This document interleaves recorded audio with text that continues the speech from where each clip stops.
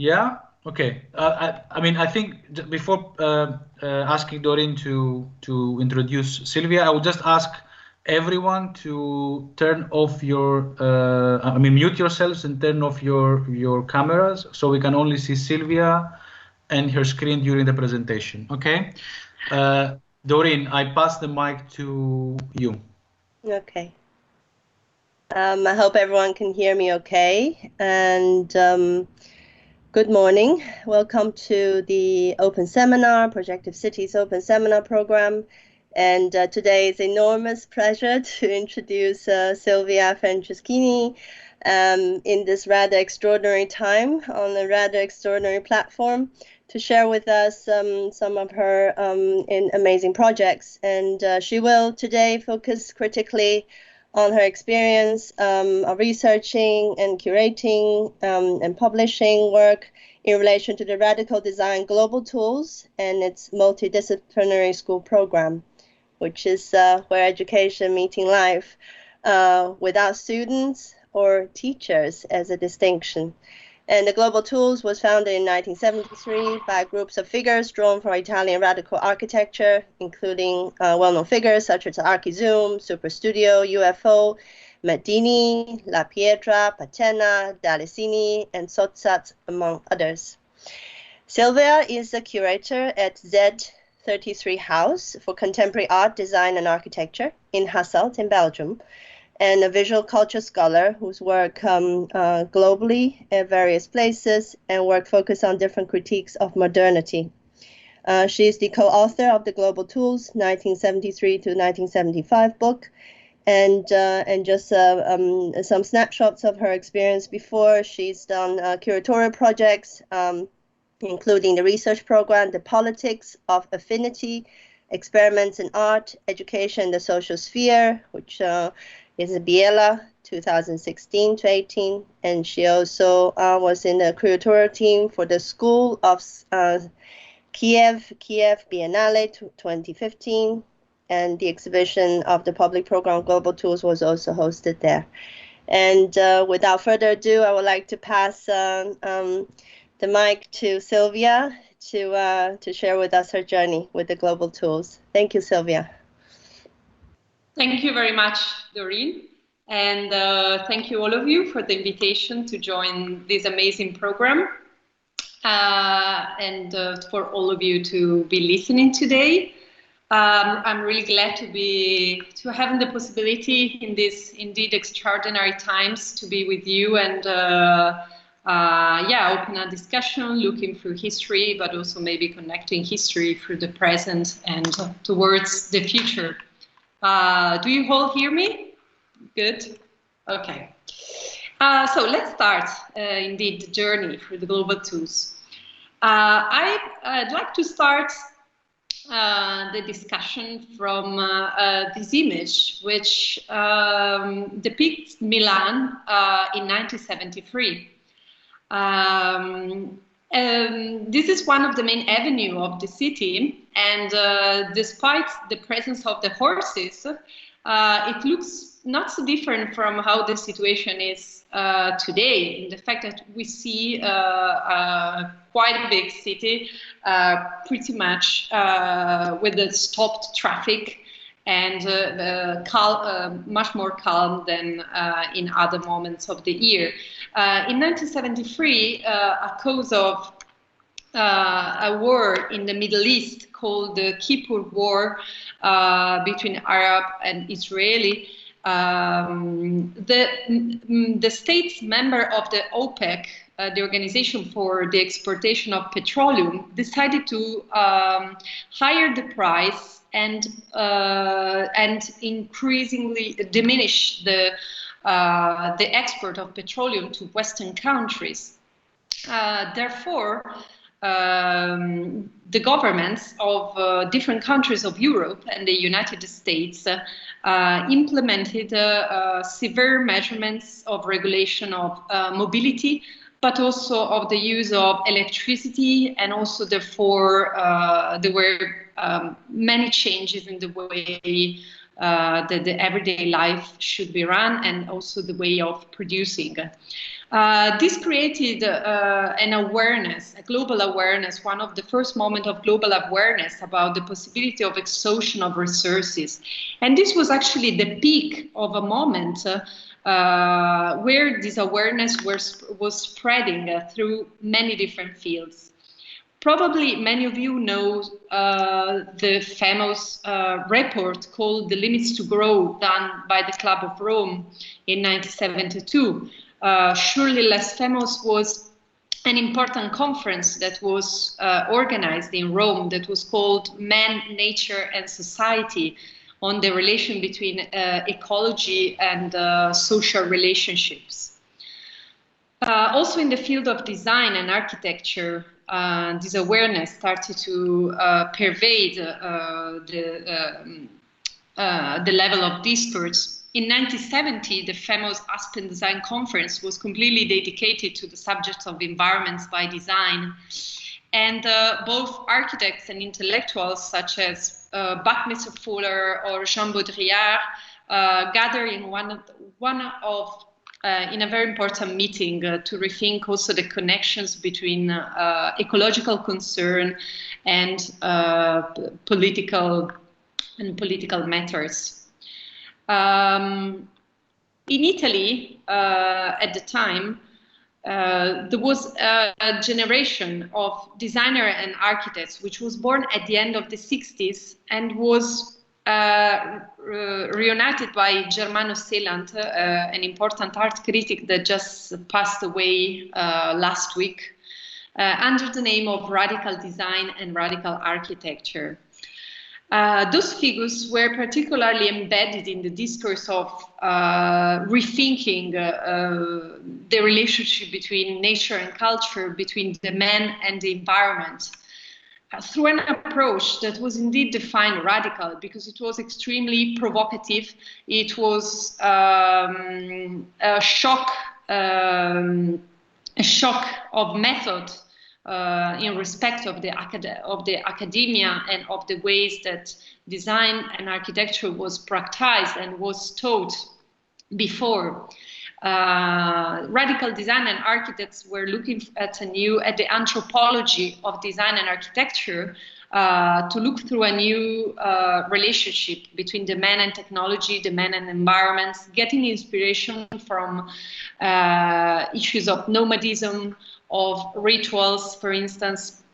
These big generations of practitioners became known internationally, especially thanks to an exhibition in 1972, which was called Italy, the New Domestic Landscape, and was curated by Emilio Ambatz at the Museum of Modern Art in New York.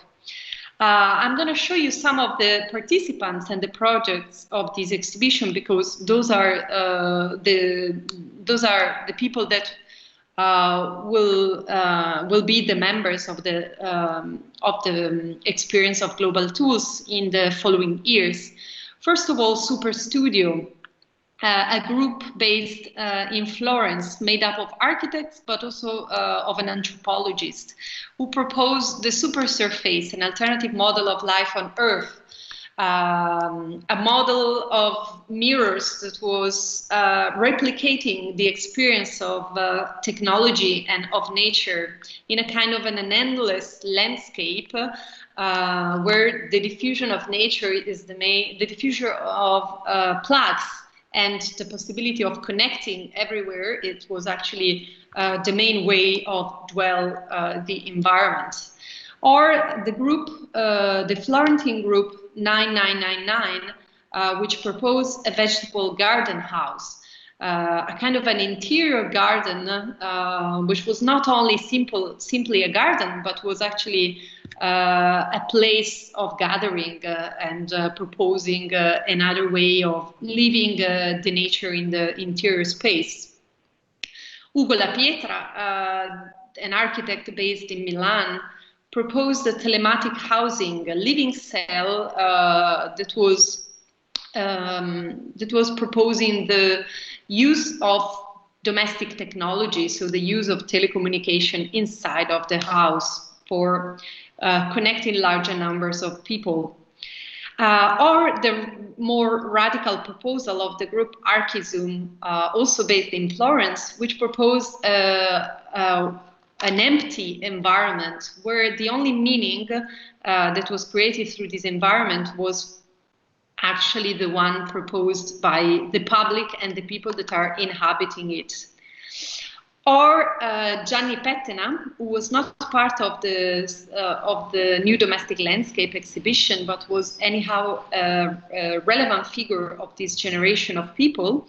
At the time he was teaching in the US, and he was experimenting some ways of teaching that were taking students out of the school, out of the classes, in order to experiment in nature. As we see in this installation, which is also a pedagogical exercise, the tumbleweed catcher, kind of a skyscraper that is built with natural material and with the accumulation of tumbleweeds as far as they encounter the limits of the city. So basically an architecture made by wind and made by only by natural materials. Another key figure was Ettore Sottsass, who together with Fernanda Pivano, his wife, an important translator of the Beat generation, he gave life at the end of the 60s to an important magazine called Pianeta Fresco, a magazine that was taking to Italy all the debate about environments, ecology, but also pacifism, racism, anti-racism that was going on in the US. He was translating it to Italy and bringing it inside of the debate of architecture. And speaking about the use of natural material, it's important to remember that it was a moment of exchange of discourses between the arts and the architecture, a very strong interdisciplinary conversation that the radical architects had with another movement that was called, always by Germano Seeland, Arte Povera. Here we see one of the protagonists of Arte Povera, Mario Merz, with one of his igloos. Some of the members of Arte Povera will also be part of Global Tools, like Germano Celant himself, Gilberto Zorio, and other artists. So that was so far a bit the debate that was going on concerning the first ecological movement and sensibility towards a rethinking of the relationship between the man and the environment. But another very central debate of the time was the one on education. Since the mid-60s, 1963, 1964, movements of rebellion and critique started in the major faculties of architecture of the countries. So in Milan, in Rome, in Turin, in Venice. The critique was made first on two things. First of all, there was a critique of a generation of architects that was leading the university, and they were educated through fascism and rationalism. So they were kind of bringing this kind of discourse into the architecture education. So there was the wish to rethink the basis of the way in which education is taught, the basis of to rethink the canon, to rediscuss the canons. And another problem that was going on at the time was the one of the problematicity of mass education. So the fact that there was the need to open up education for a larger number of people, and the mass was also the subject of the protest. One of the main architects that was very lively part of this discussion was Giancarlo De Carlo, who already in 1967 and 1968 started to publish a lot on the problems and on the protest of that was going on in the schools. He published an important book that was called The Overturned Pyramid. So indeed, reversing the the relation between the mass university and the elite university. And he published, as we see here, also different articles on the Casabella magazine, where he disclosed his research that he was doing as a visiting professor at the MIT at the time. Here we see an image of the Milan Triennale in 1968, which was curated by Giancarlo De Carlo, titled The Great Number. So the aim of the triennial was exactly to tackle the rising of population, the advent of mass culture, the problems of globalization. And the triennial was occupied in the days of the opening.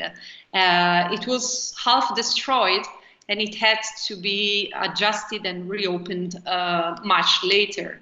Here we see another part of the triennial occupied, especially this is a small exhibitions that was organized that was dedicated to the protest of the youth. So kind of the protesters were hacking the exhibition about the protest. So it was a moment of contestation. But there were also, apart from the revolts in the university, there were also some positive changing that were going on, in the sense that there were some universities in Italy where actually the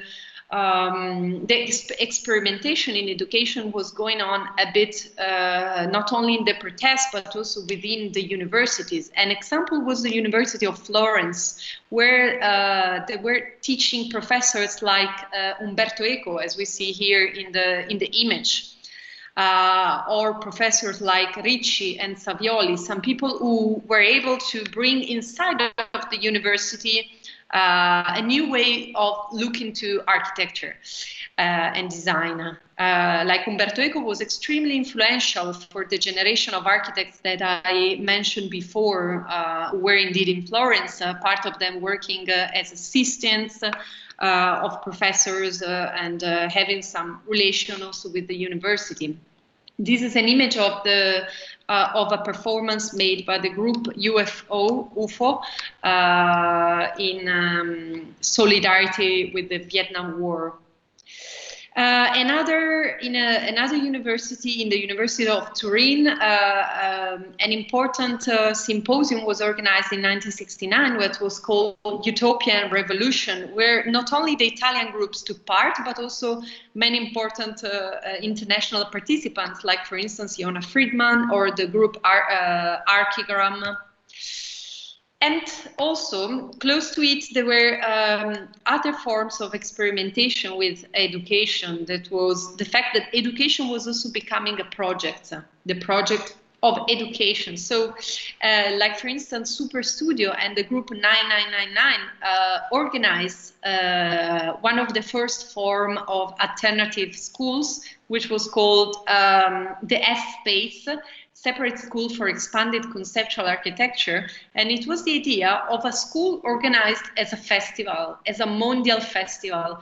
You cannot read now the manifesto, but this is a manifesto for the organization of a year of the school, which was organized as a festival. And therefore it invited different, like the Living Theater from New York and different other contributions from the world of theater, of performance. As we see here, this is one of the performances organized within the S-Space, which was basically a discotheque, and they are performing inside of dismissed refrigerators. The group Superstudio was at the time reflecting very much on not only on education, but also on the impacts of the new technologies on the brain and the impact of cybernetic on, for instance, on the issue of memory and intergenerational transmission. So out of all these experimentations that I've just shown to you, at some point was born the idea of reuniting all these very different groups, very different sides of the avant-garde of radical design into one single initiative. In 1972, on the magazine Casabella, which was at the time directed by Alessandro Mendini and was one of the main tools for the discourse around architecture and art, Andrea Branzi, one of the members of the group Archizoom, wrote an article that was called "The Abolition of School." In 1972, the atmosphere in Italy was different than the one that I just show you at the end of the 60s, where there was still a lot of enthusiasm about the idea of changing the university. In the beginning of the 70s, this dream was already a bit failing, and the people were the atmosphere changed. It was also the beginning of another moment in the political history of Italy. They were entering the years of lead, which was years of terrorism and a very tense political conversation. So these people, this member of this radical avant-garde, understood that probably the revolution of education cannot be done inside of the main bureaucratic structure, inside of the main universities and institutions, but there is a need of creating another alternative institution. So Andrea Branzi quotes Ivan Illich, an important theorist. We will see him also later. And his text, The School in Society, to discuss the importance of creating an alternative school. A detail that I have to add, this is also because some of this, there was a real return to order inside of the university. So many of these people that were before working as assistants, they were not hired into the university. So there was, they had the wish to create something different. So Ivan Illich was was a theorist, was an Austrian philosopher, priest, Jewish, who escaped the war going through in the United States and then to Mexico, where he founded an important international community in Cuernavaca of thinkers to rethink the ideology of development and the ideology of the modern society. And he was very influential for the movement of global tools, not only with his text, The School in Society, that I just mentioned, but also for his reflections on the tools for conviviality, his reflection of the sharing of tools and the sharing of resources that was also addressed in his text, Energy and Equity. So we arrived to the beginning, the real beginning of the experience of global tools in 1973, a year later, when the group, mainly done by men, as you see in this image, reunited in Florence to establish the cooperative. In the form of the cooperative and through a private sponsor, they give life to global tools, which was not only the idea of creating an educational activity, an educational institution, but also a kind of a manifesto of ways of doing architecture and design. Alessandro Mendini, in an editorial of 1973 number of Global Tools, speaks about the teaching of crafts. So the importance of making through hands, the importance of going back to tradition, but not in a retrospective way, but looking at the future of technology through the lens of the relationship that we have and we had with the world of crafts. So going back to the primary ways of doing. Here you see the group seated in the notary office in Florence, where they actually signed the agreement for the cooperative. One of the first texts that they published was reading whether it was ironworking, carpentry, tailoring, ceramics, music, gymnastics, singing, dance, gastronomy, photography, or film. These moments of experiential education were to bring the participants closer to the ideal moment when education will coincide with life itself. So you see, the idea was to arrive to architecture through a series of everyday life activities that have to do with the way we inhabit the world.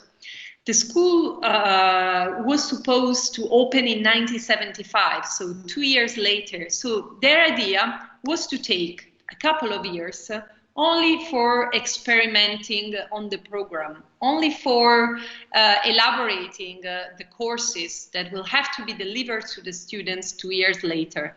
So they divided the group of founders into 5 categories of investigation, which were body, construction, communication, survival, and theory.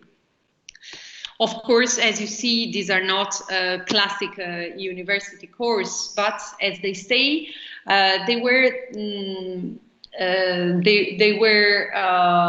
the main kind of concern that they had at the time in respect to the discipline.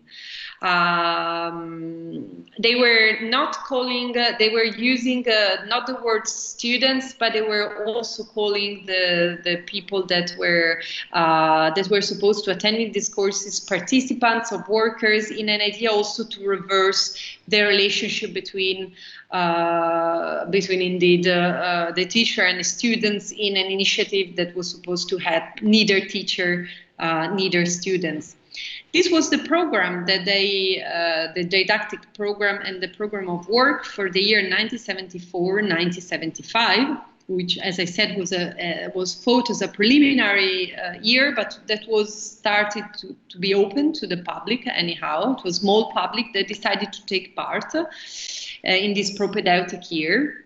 Here you see them in one of the seminars that they organized in the country house of one of the members of the group 9999. Ettore Sottsass was named the president of the cooperative, because anyhow, even if they aimed at an horizontal organization, there was the need of a president. He was important not only because he had more or less 10 years more than the others, so he was of an older generation, but because also he was taken into the experience of global tools. All the experimentation that he had years later, in the mid-50s, in the experimental laboratory for the Imaginist Bauhaus, which was a laboratory organized in Alba, a small city of Piedmont, the region of Piedmont, together with some of the figures of the Situationist International, such as Asger Jorn, Guy Debord, and also with the Italian parts, so Giuseppe Gallizio, Enrico Bai, Piero Simondo. And in this laboratory, Elena Verrone, in this laboratory, the idea was to rediscuss the union between art and design, a union that in the new school of Ulm, created after the Bauhaus, was actually separated, because in the school of Ulm, the arts founded by Max Biel after the closing of the Bauhaus, the art was excluded within a vision of education of design that was mainly, technocratic. So the idea of this counter Bauhaus was to go back to a union of the disciplines, but also a union of gestures and the importance of gestures in the making, and many of the values that will be relevant for global tools after. So, as you see, Global Tools was organized under this thinking of laboratory situations. Laboratory situations that were first of all intergenerational, so they were open to adults as well as to kids. There was the idea of learning from kids, because kids don't know nothing about the making of architecture. So going back to the idea of primary knowledge. And also these laboratories were supposed to be spread through all Italy. So the idea was that the school didn't have a base, but the school was supposed to happen wherever people wanted to activate it. So here we see the activation of the laboratory in this seminar in the country house. And here we see another application of the Global Tools laboratories in Naples, by one of the members, which is Riccardo Dalisi, who in one of the neighborhoods of Naples called Rione Traiano, which was one of the neighborhoods which was more affected also by the mafia, how can I say, kinds of organizing and recruiting kids for their activities. So the ideas of the laboratories of Dalisi was to bring his students of the architectural faculty to work with the small kids from the street in order to have an exchange, keeping the kids busy and learning from the kids and the kids learning from the students. So kind of a completely different ways of learning than the one that you can have in the closed faculties of architecture. And they were experimenting with natural material and with what he was calling the poor technique, as we see in these articles for Casabella, the one at the very center that in English reads Experiment of Poor Technique and Collective Participation. The concept of collective participation was very much inspired from the writings of Paulo Freire that in the 70s were, together with those of Illich, were translated in Italy immediately after they have been published in the US and in the UK.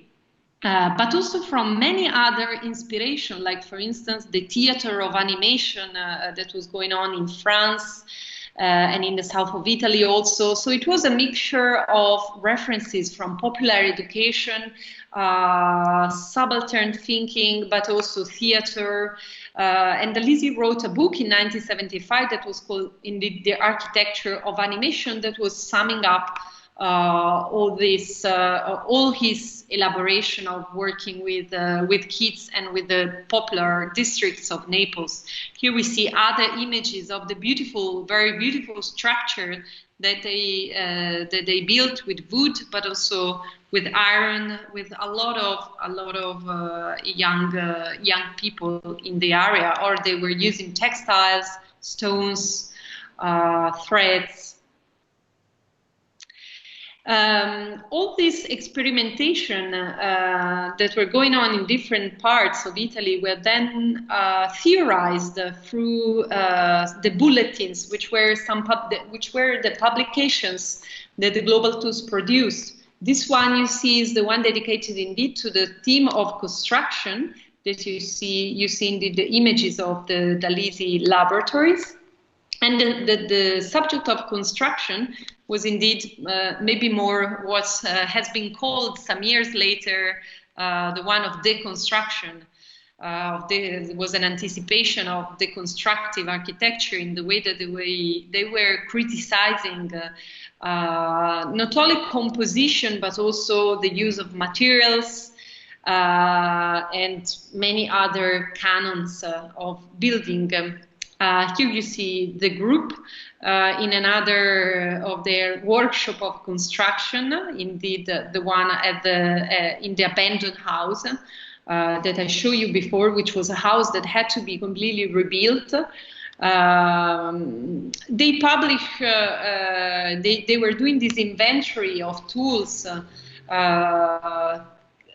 evoking the tools of manual labor and also the labor of agriculture. The discourse on agriculture was very important in the 70s because in Italy there was a very drastic process of urbanization that depopulated many of the cities. So it was a kind of a lively debate, the one of how to recuperate the lost traditions at the time, as you can also perceive by many of the talks by Pasolini, for instance, at the time. So you see them working together, working with kids. This is another laboratory where they built a big boat that never went in the water. Actually, is still where it was.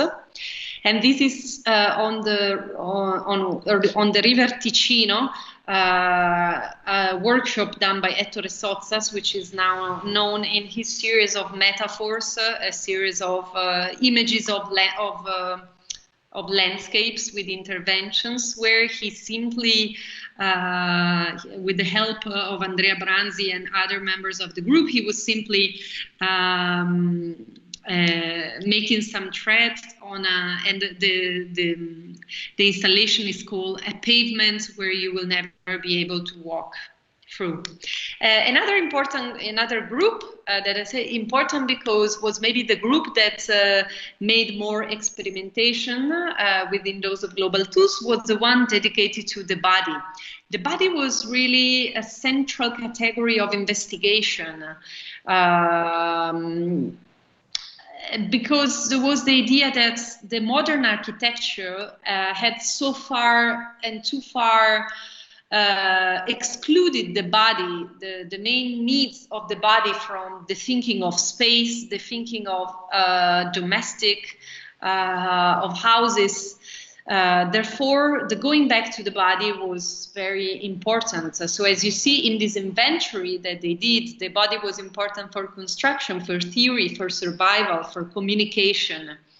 The first seminar was called The Body and Its Limits, and it was done through the construction of props, which are actually very funny to look at in a moment of social distancing. In the opposite way, these props were made to unite people and to make kind of clear the way in which the relationship between people affects also the environment, as well as how much the relation between you and the environment is mediated through design, as you see in these masks that that negate you the vision or the other senses. These are shoes for looking at each other into each other's eyes. These are Franco and Ettore Sottsass. And this is the model of a chair that Mendini proposed. As they were writing, they were not proposing ideas of furniture, but they were proposing ideas of behavior, of how you sit. Franco Raggi wrote that what they were doing was to propose an inverse idea of ergonomy. Ergonomy was a science that was created at the end of the 60s by people like, for instance, the US designer Henry Dreyfus, who wrote the Manifesto, The Measure of Men and Women, Human Factors in Design. And it was a science that was created to reconcile labor with the body, so like to make the body more efficient for the new industrial labor. So in a way, their critique of inverse ergonomics was exactly a critique to the optimized body, and the performance that the body has to do with the new industrial society. But there were also seminars that were much more artistic and theatrical, like, for instance, this one that was organized in a room that was divided like the one of my bridge into a kind of measurements that took also, of course, the grid of Global Tools of the Masonite as an example, together with a theater group that was called the Theater of Arsenale. They were reperforming some of the performances of the famous postmodern dance movements, such as Trisha Brown or Anna Halprin, as you can see here. So different modes of accumulation, different modes of, again, relationship between people and between people and the space. Another group was the one dedicated to survival.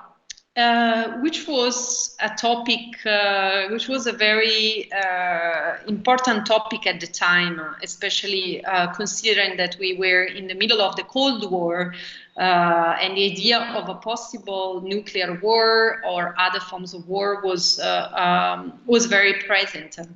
So as we see here, this is an image that was inspired by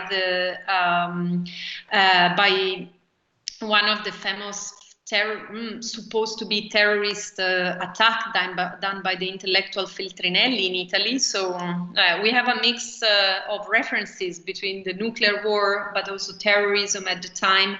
But also they were looking very much into the idea of survival, looking into indigenous population. For them, indigeneity, the situation of indigeneity was really the place where you have to look to rethink modernity from its very opposite. Of course, there was also a bit of an Oriental looking into this kind of populations, as it is normal, being them Italian architects. But they were very much studying the way in which indigenous population deals with tools, deals with the way they build their vernacular architecture. This is the image of a documentation about the Yanomama indigenous population that was found in an archive of one of the members of the body group. You saw before in the bulletins how much they were inspired in the drawings. And on the other side, you see the image of the radio can designed by Victor Papanek, an American designer, that was featured in one of the Casabella magazine of the time under a big debate on the relationship between design, development, and underdevelopment. So this kind of discourse was also very, very present in the debate at the time. So here you see again an image of the group into the country house, an image of the activities they were doing that were also very, in a way, Goliardic. And here are some drawings that they produced during a drawing workshop, always in these days. I'd love to spend like a bit of attention on this image designed by Mendini, which is a toolbox with a hammer, which is of course also the main image of Global Tools. This made Global Tools part of a wider discourse at the time on the idea of do-it-yourself and kind of self-made technologies that was indeed wider. It was indeed international. Another material that was present in almost all the archives of the member of Global Tools was the Wolof catalog that you all, I think you all know, these yellow pages called the Yellow Pages of Culture catalog, where you can find every kind of knowledge about your everyday life that you need. They call it the anticipation of Google. And indeed, his subtitles was the access to tools. But also there is a reference to other kind of manuals that the historian Simon Sadler called forms of American encyclopedism, the idea of trying to create encyclopedia. This was, for instance, the famous publication Shelter, that was a collection of shelter and of construction, self-made construction in different kinds of the world. So this was a bit the universe they were referring to. I think that if you look into this image that puts together the hammer of Global Tools and the word, the earth of the Wolof catalog, it's quite symbolic to discuss also what was the passage between the word international to the idea of globalization. Because the hammer refers a bit to kind of an old, a kind of a symbolism of international communism, of transnational alliance of workers, but also of cultural workers. That was something that the Global Tools wanted to appeal to. But there is also indeed the title, the Global Tools, that refers to a contemporaneity of globalization. So the movements of the mid-70s made this transition actually from the idea of an internationalism to a globalism of tools. Indeed, always the historian Simon Seidler defined it the tool globalism of this kind of phenomena.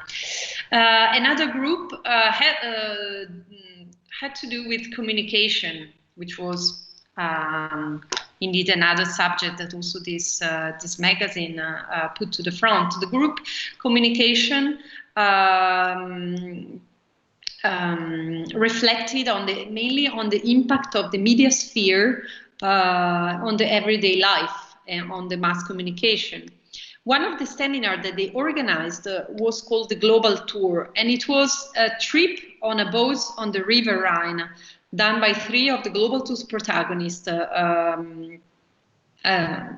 Pietra, Sottsass, and Vaccari, who was a conceptual photographer.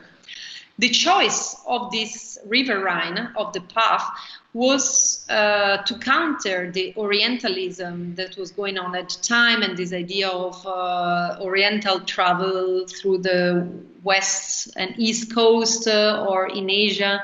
So they choose a kind of a dystopic scenario, which was the post-industrial Middle Europe.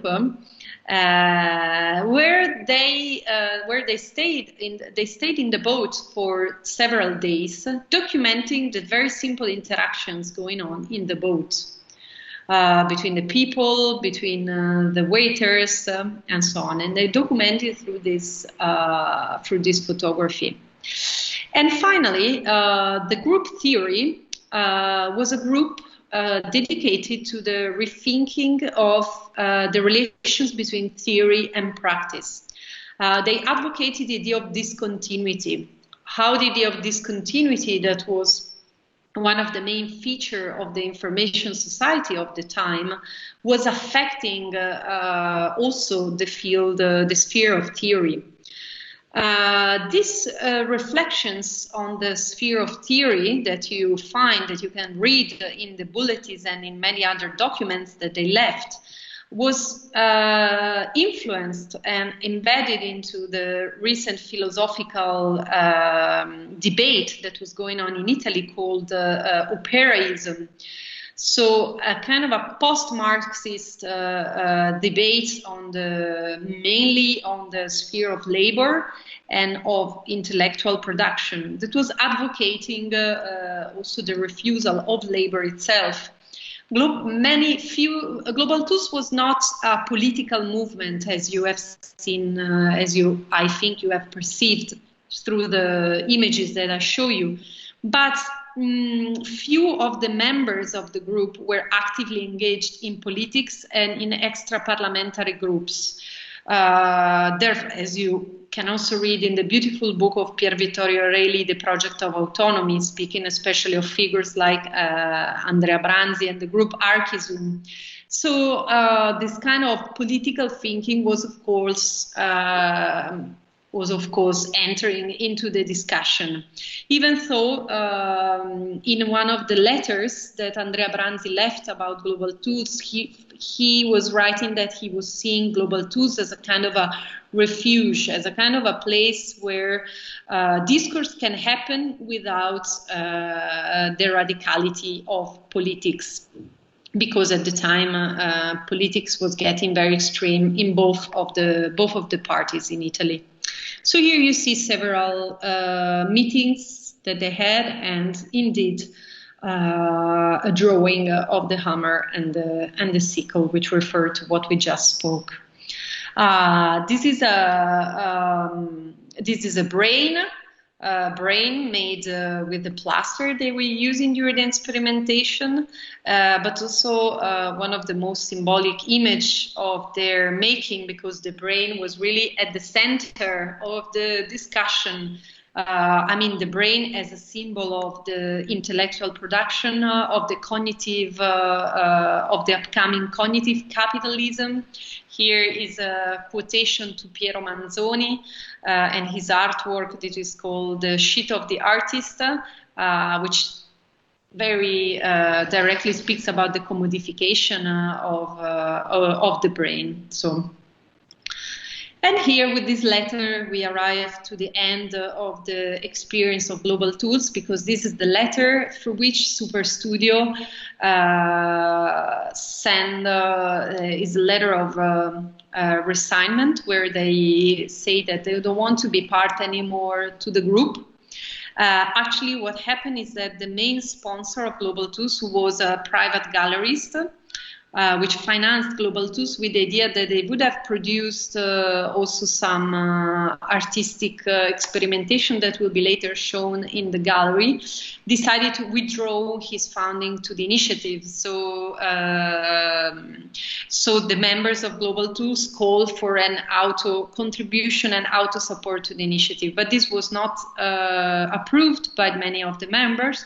Such as Superstudio, for instance, but it was not only the issue of contributing to the program, but it was more the fact that the members of this experience were indeed very different. It was very difficult to reunite these very different visions. It happened for a couple of years, but in the middle of the 70s, there were different roads were opening to them in different directions, like, for instance, the possibility to producing objects for industry.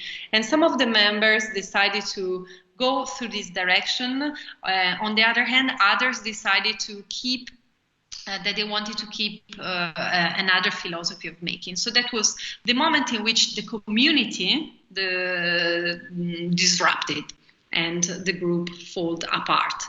So the school in 1975 never opened. These are the last drawings that were made in 1976, always in the frame of, like, for instance, the body group. This is the project of a garrotta, one of the instruments of Franco to torture people, and it is hybridized with the chair of Castiglioni. So you see an idea of kind of the sphere of violence, which entered the sphere of classical design. And here you see other drawings where there is idea of bounding people, and this is the drawing you see at the up right. It's an armchair done with I don't know the name, but with the stripes that you normally use to bound people not to move. So we read them. We read this, and also this is the last bulletin. Also, it is with this object that is this tool. It is to make holes into the wood, but it can also be indeed one of the pieces of the garrotta. So we read it a bit as a kind of a sign of a moment where terrorism started to be more spread, and indeed that was the atmosphere that was permeating through the design. And this is the last article wrote by Mendini on Casabella that was called "The Man is a School," where he writes that the avant-garde school, it's not a school because it does not provide the flow or passage of notions, models and techniques and methods from one small group to another. But at the end, the avant-garde school is always the man and the people. So that's the moment where indeed all of them divided and took a separate path. However, we can say that the influence of Global Tools and his theoretical and practical production went very much behind the experience itself and lasted in the years after. For instance, here we see an event that was organized in the marble quarries in Veneto region, where a group done always by some of the same members, but an extended group organized a series of occupation of the quarries of the marble caves. made performances or particular objects like this ziggurat to kind of to protest against the exploitation of the environment. So you see some kind of early examples of ecological activism coming out from this sensibility. This is a performance by the group Alchimia, founded by Alessandro Mendini, together with others, one of the main agencies of design, which recalls very much the Global Tools body investigations. And this is the Domus Academy in Milan, which was a postgraduate program funded in 1981 by Branzi, Mendini, and many other Global Tools members. Here we see Philip Stark teaching on one of the tables of Superstudio. And it was in the Domus Academy that many of the approaches of Global Tools became actually tangibly a more consistent program. Because the Domus Academy, which was very different than how it is today, at the time it was one of the most progressive schools of design in Europe, where actually through a different approach to design, looking more at the ecological concern, but also at the concern of globalization, was and inviting teachers from all over the world. Yeah, it was kind of a relevant program. And you see also that students are sitting around in a round way, so inhabiting the classes different. So it was an initiative that tried to bring forward some of the ideas of the pedagogy of Global Tools, even if, of course, then it changed through the years. So this is a bit the parable of Global Tools, and we came to the end of my talk. Just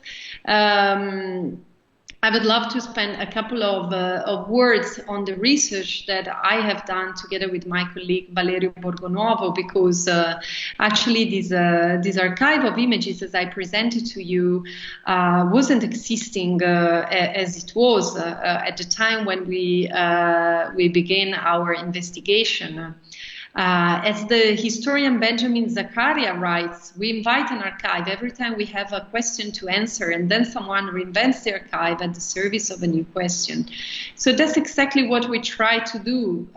For us, the Global Tools, which was an experience which was absolutely forgotten in all the history of architecture. If not, you can find really few images in some very particular, but it was never brought to life. We understood that there were kind of some, how can I say, some of the critiques that the school wanted to animate were very relevant for today. Even though what was done was very immaterial and didn't last more than 2 years. But their sensibility for the critique towards the exploitation of the environments, but also the exploitation of education itself, was very relevant nowadays. What we tried to do was to propose a research that took the form of exhibitions or a book which can become a tool itself for future generation to ask questions about this subject matter.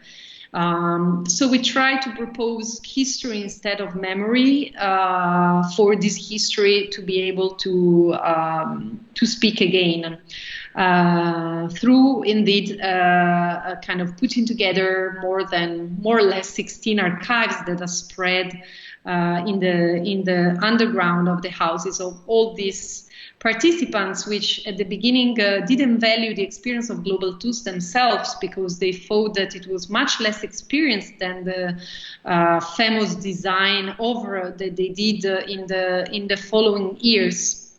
But I have to say that through the process, this was for them also very much of a rediscovery of their own activities. So I thank also the participation to the research, the designers and architects that are still alive. Some of them passed away in the last years. So it's very precious that we were able to speak with all of them.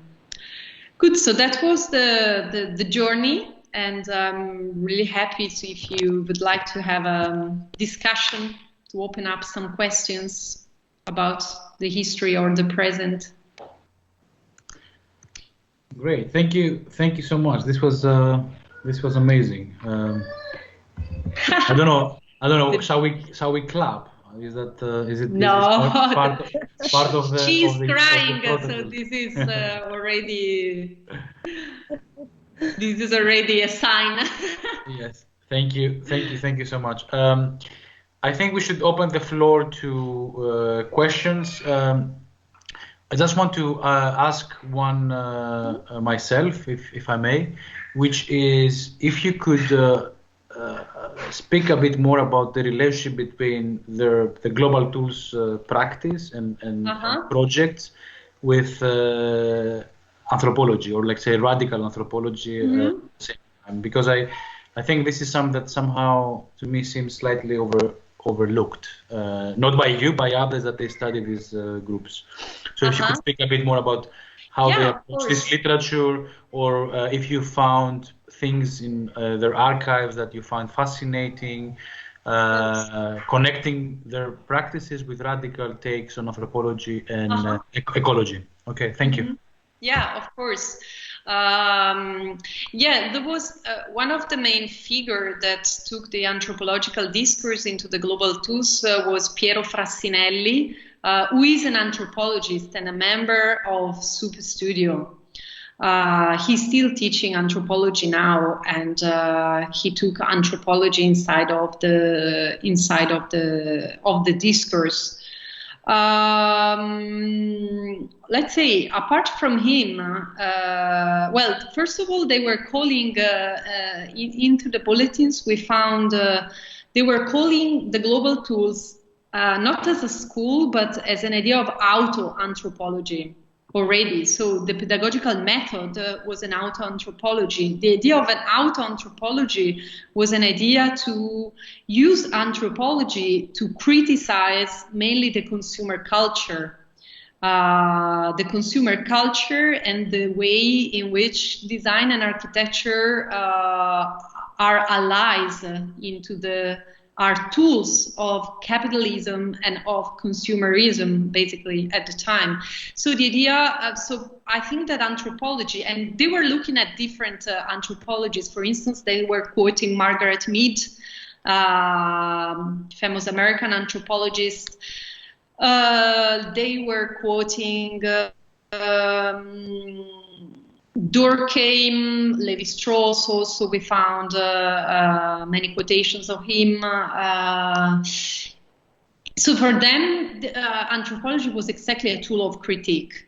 Plus, there was also a kind of and this was, I think, the more conscious way in which they were using anthropology. And additionally to it, there was indeed also a fascination for the objects of anthropology. As I show you, we found different materials of magazines, related journals of research into indigenous culture. Indigenous culture that for them were a very important example. And also reference to anthropology was also the one of the debate on the tools of the relation between design and development. So how design and architecture has been used in the 70s by the NATO and the main countries of Western countries to develop through the means of our modernity, to develop other countries.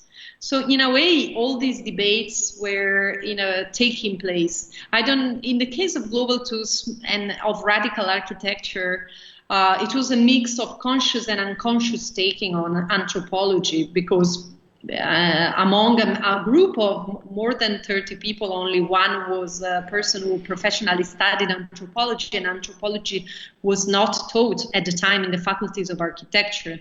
So I wouldn't say that it was a very, how can I say, conscious or academic knowledge of the discipline, but in a way they mention it very much. Also, anthropology was very was a very relevant subject at the time, also in the sphere of art in Italy, and curating. There was a very famous exhibition in 1972 in Bologna organized that exactly refers to the anthropological turn in design and architecture. Also, I don't know why I didn't see the slide. Maybe I can look for it, but or maybe it's better not. But the members of Global Tools, after, no, let's leave it as it is. The members of Global Tools, after that the Global Tools ended, the Superstudio group founded a course inside of the university, which was called the Extra-Urban Material Culture.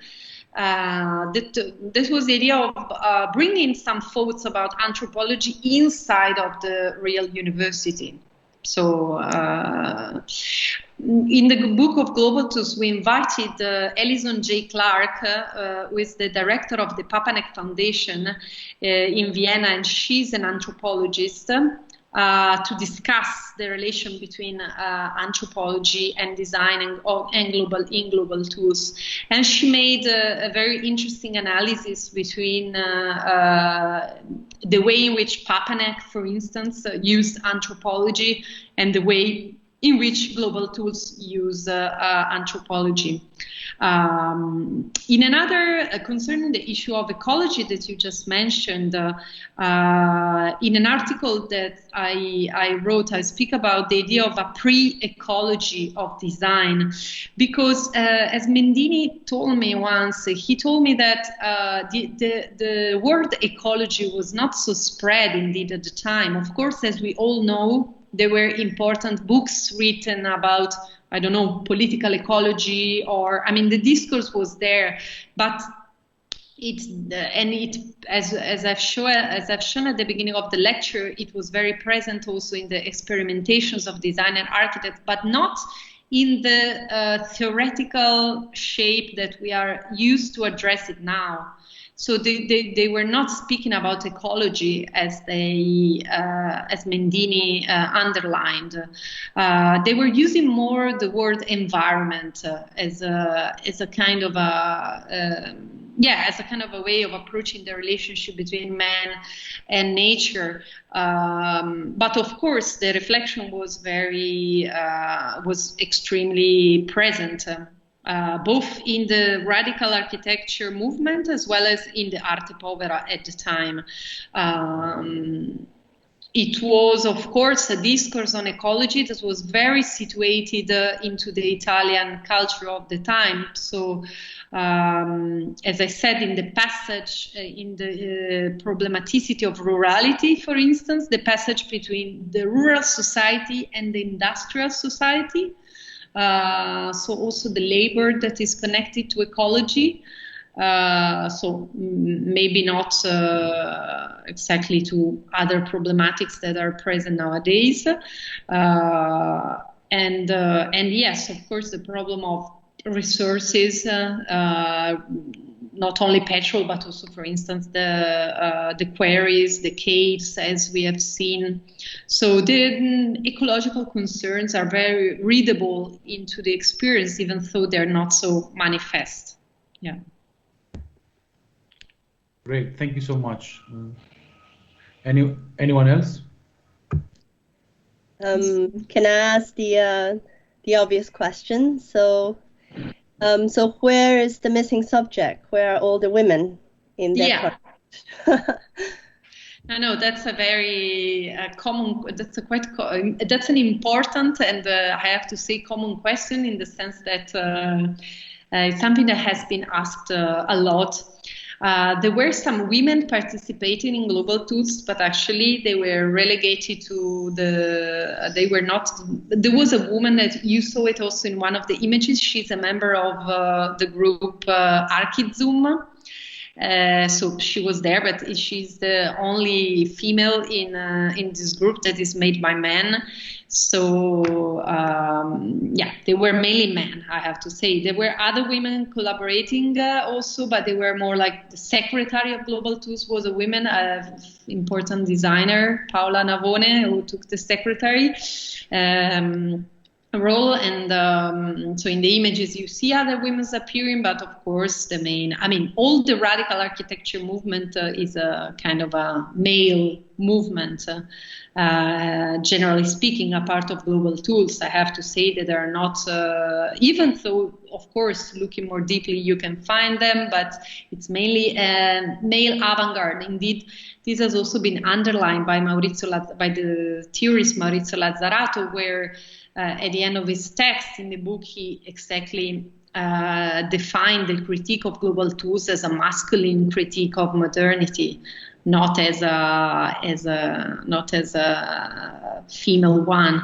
But indeed, if you look also at the inspirations, I mean, main figures of Ivan Illich himself, he was a figure that was harshly criticized by the feminist movement for the way, I haven't dealt with the critique very specifically, but he was attacked in several of his lectures of his way of criticizing the modern society. So I think that we have to. That's why we have to historicize this movement as indeed part of an avant-garde that was specifically male. It's curious they've made a special subject of the children, and they've also been studying in also cultural subjects that's from different, let's say, in a global perspective. But and also pedagogy as a term in its roots is very much linked to the role of care, and then teaching and learning through a role of care and kind of a leadership in a very personal domain, and not to have recognize the subject of women in those scenarios is very curious. And I think Lazzarato has pinpointed that quite brilliantly. Yeah, you are right. You're right. No, the idea of care, of intergenerational. There were many of these ideas up, but not the feminist one. Yeah, they are. I mean, a generation of still very powerful men. Also, after the experience of Global Tools. I mean, the generation of Italian designers and architects has been characterized in the second part of the 20th century by such panorama. Indeed. But there is also, of course, a labor of historiography that has to be done about probably missing figures of this discourse. We did the one about Global Tools, and we couldn't find more figure, but I'm sure that probably is also, I mean, even though this generation, I have to say, is internationally very well known, and there are many exhibitions that has been going on in the last years about utopia or other features of the movement, there are still a lot of black holes that haven't been discovered about this generation, about this movement, about different avant-gardes. So there is still a lot of work of history to be done, also in respect to female figures, especially. Yeah. Thank you. Further questions. We actually, Silvia, I don't know if you know, we have quite a number of people basically listening in through the YouTube channel at the Architecture Association. I mean, they wouldn't be able to be more intact. Of course, I know. We are broadcasting that if people who are listening in and you want to ask questions, do please join us on the Teams and discuss here to discuss. Yeah. If I may, Doreen, hi. This is Sabrina. I have a question. Hi, yeah. Hi, thank you for your presentation. Hi. I mean, my question is more about what you were talking before answering to Platon about the problematization of rurality, and I'm interested particularly in how the group, or like some bits of the book of these groups, were conceptualizing agriculture and reconceptualizing agriculture somehow. If you can expand a bit on that, I like to hear more. Yeah, of course. I think that this is, for instance, one of the aspects that I think that leaves space for future research is also, in the sense that we mainly analyzed what was left in the frame of global tools, but there is much more in the field of design and architecture that can be studied about it, because how can I say, generally speaking, there was a big attention for the rural world in Italy, not only in the design field but also in cinema. As I said, if you think about Pasolini, also in the field of contemporary art, for instance, a famous artist whose name is Baruchello founded, Gianfranco Baruchello, he founded an initiative in a farm, which was an initiative between arts and agriculture. So it's really a moment when there are several of these initiatives that can constitute a wider panorama. In global tools, the attention to agriculture is mainly expressed through the attention for the tools of agriculture. So for the instruments, so if you see in the images that I've shown before, they try to make an inventory of the tools for agriculture. So they reflect mainly on the issue of the lost traditions and lost ways of doing also. In the frame, agriculture is important in the frame of the discourse on crafts.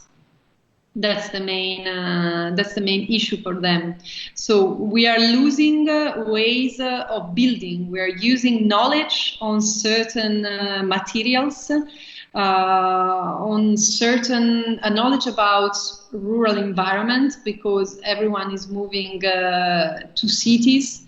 And so their idea is for a kind of a recuperation of mainly of the knowledge of such ways of working with the earth. That's why it's very informative, the reader of the course, which is called the Extra-Urban Material Culture, that they did after Global Tools, because they made you can still buy some copies on eBay, and they made really an inventory of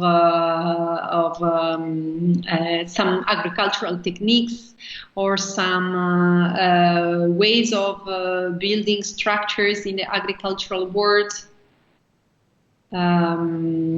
So yeah, and then it is also re-performed through the experiments, through the seminar that they did in this country house, where exactly they tried to be self-sufficient for almost a week by making gardens and vegetables and everything. Yeah, but mainly I would say that the issue of agriculture re-enter into the discourse on crafts.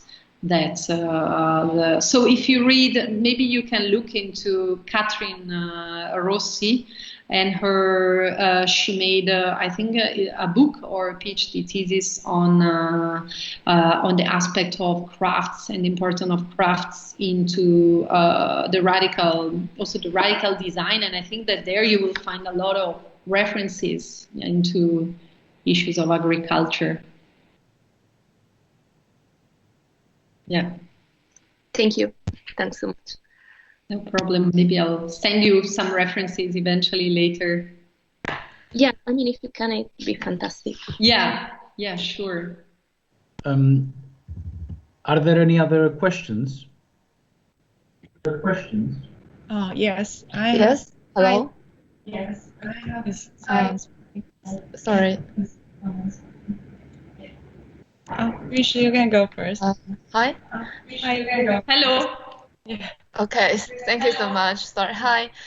Thank you for your presentation. It's very brilliant, and I'm really interested that you mentioned that the education have coincided with the kids, especially in the in the real life. So could you please explain and take more details about this part? For example, how You mean how they expand on the concept of education coinciding with life? Yes, especially with the case life. Case life. Yes. Case life. You mean Kids, right? Children. with kids life. Okay. Children. Yeah. Children. Yeah. No, sorry, it was I didn't hear correctly. No, sure. It's good that you asked, because sometimes this. Sorry, can you please put the mute? Because otherwise I hear. Okay, perfect. Thank you very much. No, I was saying that it's good that you asked this question, because sometimes people read through the title we gave to this book, to this research, the quotation of their words, the idea of education coinciding with life. They think that this experience was about the ideas we have today about long life learning. So about this ideology, of over education that is actually at the basis of all the academic capitalism and the capitalism of education of nowadays. So the idea that you have to be educated all the time, in all the stages of your life, with as much as education as possible. Actually, Global Tools was trying to advocate exactly the opposite. So that education should coincide with life in the way that you have to learn by life itself. So the education doesn't happen into the classes, it doesn't happen into the real school, but it happens in the activities of the everyday life, which could be also being with a group of friends and other practitioners in a specific moment and try out yourself some techniques, some ways of doing. So you learn through experimenting, you learn through situations. That was the main idea. And they were, as I've shown at the end with the images of the brain, they were indeed very critical of how education was indeed becoming an object of the market. So that was their idea of merging education with life. In this idea that you have to learn from your life, of course, there was also the fact that children should be included into this kind of experiments. As Doreen said at the beginning of the lecture, we see nowadays a moment that where schools are closed, so it's very hard to separate your family life with the actual life. Unfortunately, we are only sitting in front of the screen. So what we are doing is that we have children in the screens, but in the ideal situation would be the idea that we have to bring our kids inside of the pedagogical experiments. For them was an idea of that we have to learn from kids and the way they approach architecture.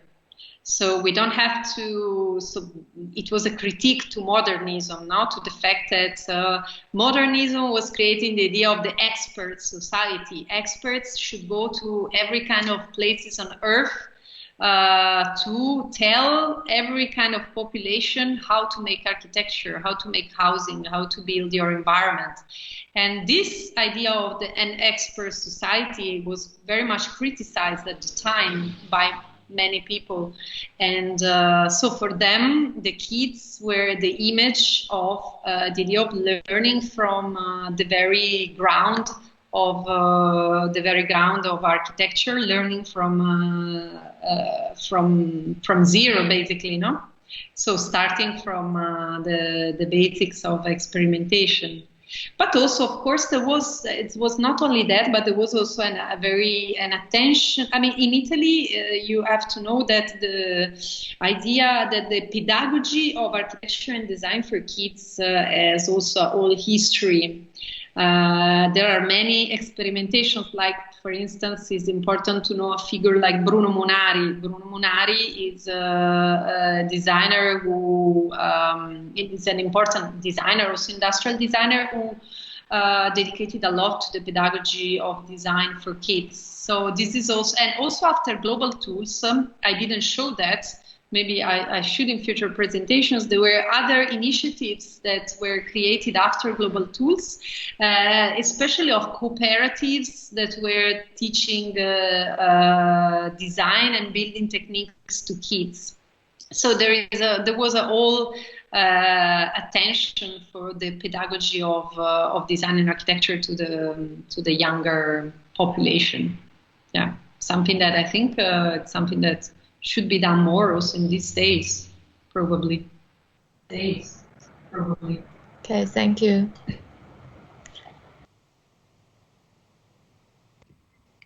Hi. So thank you for your presentation. I really like it. Hello. So, hi. I'm presently also looking for the vocational training for my dissertation. As I'm one of PC students, so I am fascinated about the counter school experimentals you showed us before, and so I wondered, does that mean it's also a part of the discuss you just had with Yunshi?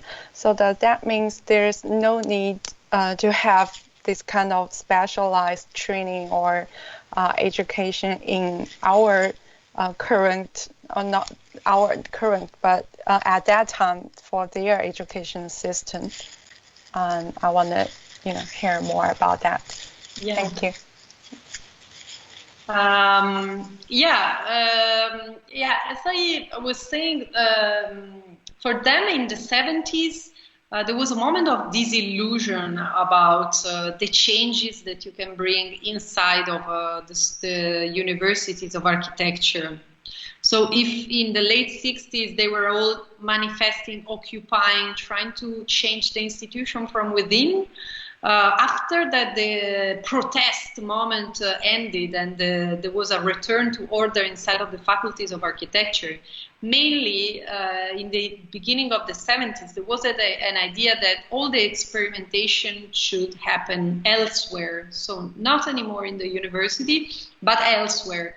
So that's why they started to, but that was also because I think that what the 1968, anyway, the 1968 left a very big changes also in the general society. So there was, some kinds of ideas of gathering and living together was anyhow an heritage of that period.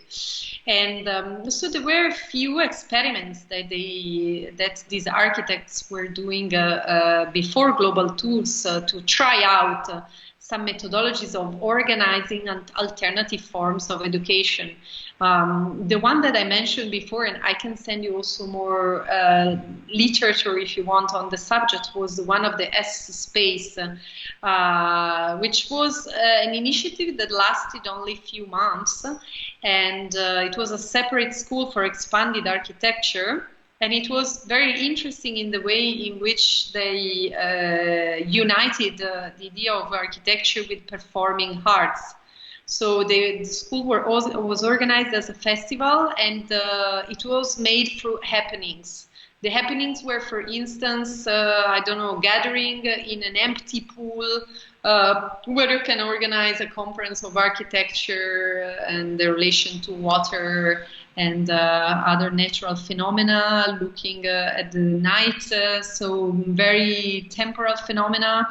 Yeah, everything that can be more situational and related to the environment itself. and also different theaters, experimentations, and so on. So all these kind of small schools, as also the global tools, were organized completely as an alternative of the university, always with the help of, I don't know, for instance, in the S-Space, there was the help of a discotheque. In the global tools, it was the case of a gallerist. So finding the different interstices, I think it is comparable to how nowadays, for instance, we use the field of contemporary art or biennials, or this kind of alternative system to the academia to organize some alternative pedagogical experiments. It happened later, as I show with the Domus Academy, that some of this, or with other experiences, that some of these investigations were taken back into the real academy. So there was later an effort to bridge experimentation and the real academia. But this happened later. In the 70s, it was voluntarily the idea of making this happening outside, as an alternative. This is also kind of the discourse between the alternative, the official, the relation between inside and outside is of course a discourse that can also be taken to today and has been raised very much in the times that I was in the time of the Global Tools projects and exhibition. And as it claims, the exhibition about the Waldorf catalog by Ansel Franke, I think that one of the main answer is that nowadays there is probably no outside. So the fact that all these pedagogical experiments are taking part inside of a system is also inside of a cultural system. So it's quite difficult to see them as alternatives, but still it's something that can be also investigated further, I think. I don't know if it answered your question. Yeah. Yes, of course, I agree with you because for my own experience, I have been experienced the academic art training before, and I think those kind of experimental has already been added into our academic education system. Exactly. Yeah, and it's a good way to to train students and gain better understanding about practicing and as well as the theoretical instruction. Creating a hybrid between experimentation and theory, probably. Yeah. Thank you. No problem. Hello. Thank you for the lecture. It was super nice to hear. Hi. I kind of try to follow up with what you said to two questions earlier, I guess, with his thoughts of crafts. And I guess this thought of the global tool in relation to the crafts of creating things. And, maybe a question or reflection of how these global tools or this movement produced literal objects in the far end, meaning this object of the hammer as an object of globalistic labor collectivity, let's call it, in relation to the invention of the typewriter, kind of advocated by the same figure, Sottsass, in the name of Olivetti, right? So kind of this conflict of analog tools of crafts in relation to, how could one call it, digital tools of thought, right? So which kind of brings us to the contemporary of in how far does the architectural design world kind of engage with open source systems? Is this a global tool in itself? And kind of maybe your thoughts on where do you see a global tool movement nowadays, and where could it potentially lead us? Thank you. I think it's a difficult question, but I think you touched upon one of the main questions that was underlining the initiative. Also the relationship between crafts and tools with technology. Global tools is among the within the different experiences of the years one of the most provocative proposal of going back really to crafts and tools. Even though reading the first manifesto, they explicitly say that they are not against technology. So the idea is not to negate the technological advancing, but is rather more to inform our relationship with technology through bringing back the knowledge that we lost. Mm-hmm. So bringing back the knowledge of crafts and traditional ways of making that is actually disappearing in the process of transforming to mass communication, and also the tools of digital making of architecture and design that were not common at the time. But of course, I'm sure that there was there was discourse mainly because they were mainly people. At the end, they did more design than architecture. So of course, the problematicity of industrializing design and making was at the core. And yes, the Global Tools has been also an inspiration for the movements of Fab Lab and recent ways of kind of, I think you defined it good. Yeah, well, this kind of global advocacy for do-it-yourself methodologies. So that often quotes the Global Tools as a kind of a reference or as a kind of a manifesto. Yeah, I don't know. That's a good. I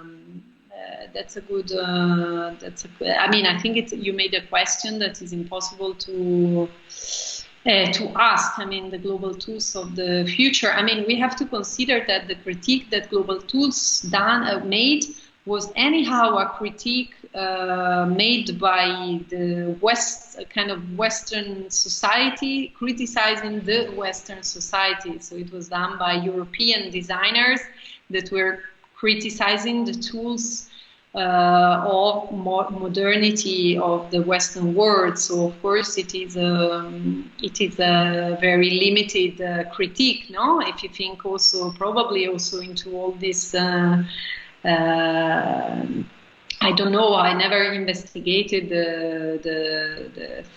for instance, the Fab Lab movements of such kind of initiatives. But anyhow, you need to have a very sophisticated technology you need to have the machines to make everything happen. So it is still, to me, it appears again a kind of a critique inside of a specific word. I think that I hope that some kind of movements. I mean, I think that new kind of, if you want, of if we see Global Tools as if we see this experience precious, because what they did is that they put it together different avant-garde groups to reflect on the present. This is still something that should be done more often.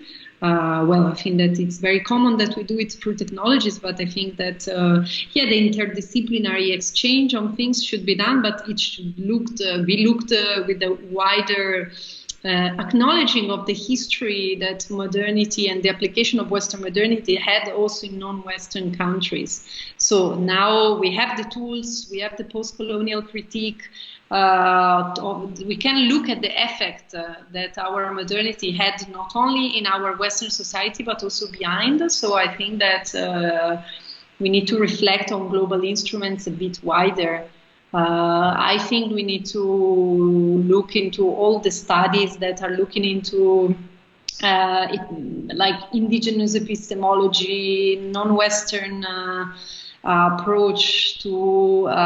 There was a beautiful publication that was issued recently, indeed, about the categorization of indigenous architecture. So I think we have the tools to expand our vision a bit behind the critique they did, also taking into into account what Doreen said about all the feminist discourse. So in a way, I aim for a more transactional approach to this kind of ecological and material culture critique. Yeah, I don't know if this answer. Yeah. Thanks. Shall we take one more question, if there is one, and then we can close the session. Is there any other question from anyone? The little one has a question. No, I made her sleep. I'm happy. She's just listening. That was a good result.